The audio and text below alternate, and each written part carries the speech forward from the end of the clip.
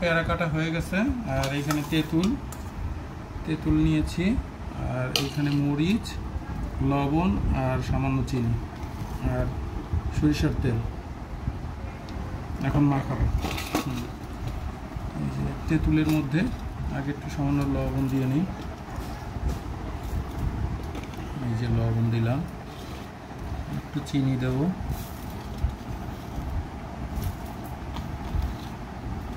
মরিচটা সম্পূর্ণই দিয়ে দেবো, মরিচটা লাগবে, একটু ঝাল ঝাল হলে ভালো লাগবে খেতে। মেখে নিব,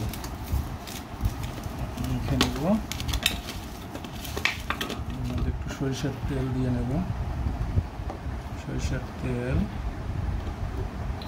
যে একটু বেশি করে দেবো, বেশি হয়ে যাবে। সরিষার তেলটা দিলে এটা মানে একটু শক্ত আছে, এটা একেবারে নরম হয়ে যাবে। আর একটু সরিষার তেলের একটা সেন্ট আসবে, একটু ঝাঁঝালো, খেতে ভালো লাগবে। এখন দিয়ে দেবো, পেয়ারাগুলো দিয়ে দেবো। বাটিটা ছোট হয়ে গেছে, এগুলো দিয়ে এটা দিয়ে দিই, নিজে মাখাবো।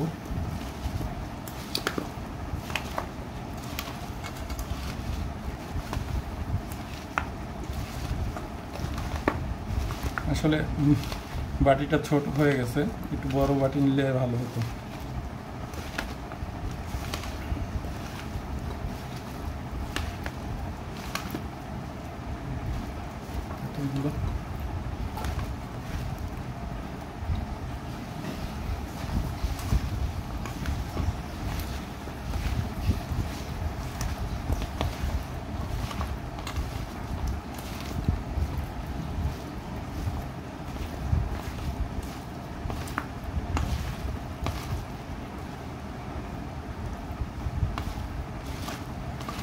এই যে মাখানো হয়ে গেছে, এখন খেয়ে দেখবো কেমন টেস্ট হলো।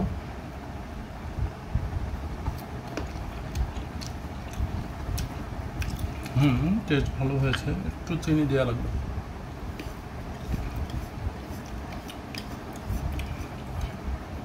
আসলে বর্ষাকালে পেয়ারা একটু মিষ্টি কম হয়, চিনি দিলে একটু ভালো লাগবে। এইবার চিনি দেওয়া হয়ে গেল, এইবার দেখি আর একবার টেস্ট করে।